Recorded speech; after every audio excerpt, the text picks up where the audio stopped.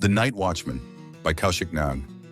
Stanley had recently taken up a job as the night watchman at the abandoned Korn Brothers textile mill on the outskirts of Ohio.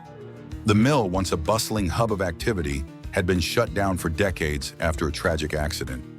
Locals claimed the place was cursed, but work was scarce and Stanley needed the money. The first few nights were uneventful, save for the occasional rustling of rats and the sound of the wind whistling through broken windows. Stanley spent his time listening to old radio songs and scribbling in his notebook. But as the nights wore on, strange occurrences began to unfold. One night, while sitting in the small watchman's cabin, he thought he heard faint clattering sounds coming from the weaving section. Curious, he grabbed his torch and headed out.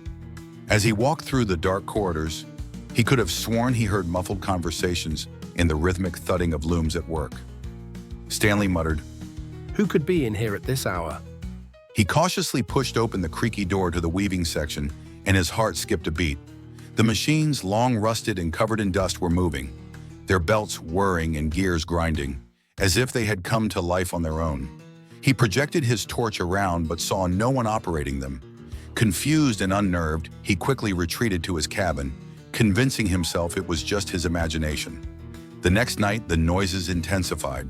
He could hear footsteps pacing up and down the corridor, and the faint hum of workers singing a melancholic tune. Determined to put his fears to rest, Stanley decided to patrol the entire mill, starting from the main entrance to the old storage area. As he reached the weaving section once more, he froze. The room was lit up, flickering with a strange, pale glow. Through the dusty glass panes, he could see shadows moving inside. He pushed the door open slowly, and the sight before him made his blood run cold. There were workers, dozens of them, toiling away as if the factory were still functional.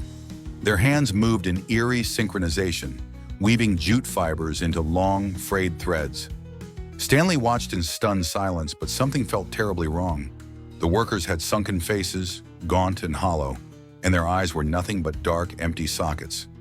Summoning his courage, Stanley called out, "Hey, who's there?" None of them responded.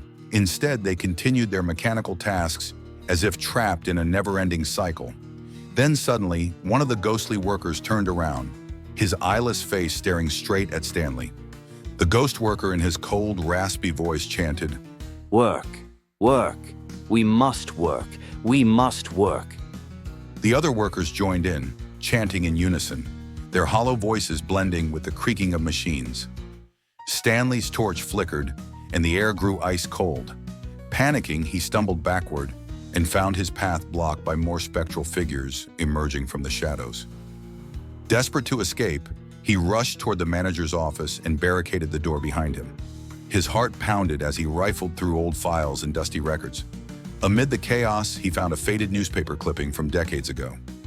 The newspaper clipping read, "Tragic fire at Korn Brothers textile mill. Dozens perish after workers locked inside." The workers had been working overtime when a fire broke out. The doors were locked from the outside to prevent theft, and dozens of laborers were burned alive. The factory was abandoned after that incident, and rumors of hauntings began to surface. Stanley dropped the paper, his hands trembling. Suddenly, heavy banging sounded on the office door, accompanied by the muffled chanting of the workers. Sweat poured down his face as he crouched behind the old desk, praying for morning to come. The pounding on the door grew louder, and he could feel the temperature plummeting even further. Faint whispers seeped through the cracks, urging him to join the shift and finish the work. Just as he thought he was doomed, the noise abruptly stopped. Hesitantly, Stanley peered through the window. The workers had vanished, and the factory was silent once more. Exhausted and terrified, he collapsed on the floor, his mind reeling. The next morning, the factory owner arrived to find Stanley unconscious on the dusty office floor. His hair had turned completely white, and his skin showed signs of rapid aging. During the night, Stanley had experienced time travel, transported 20 years into the past to the day of the tragic mill fire. As a result of the cursed night he spent on duty, his age advanced by 20 years, transforming the 40-year-old Stanley into a 60-year-old man. When Stanley finally regained consciousness, he refused to speak about what he had seen, his eyes filled with a hollow terror. He quit his job that very day and left the town without looking back. But the story didn't end there. People who passed by the mill at night claim they still heard the faint sound of looms working tirelessly and the chanting of the cursed workers. The factory remained locked and abandoned, its dark secrets buried within. The legend of the Corn Brothers textile mill persists, warning all who dare to enter the mill at night shall meet the workers' souls that are still trapped in the mill, bound to their endless labor forever. If you enjoyed this spine-chilling horror story, don't forget to subscribe to the channel for more thrilling tales.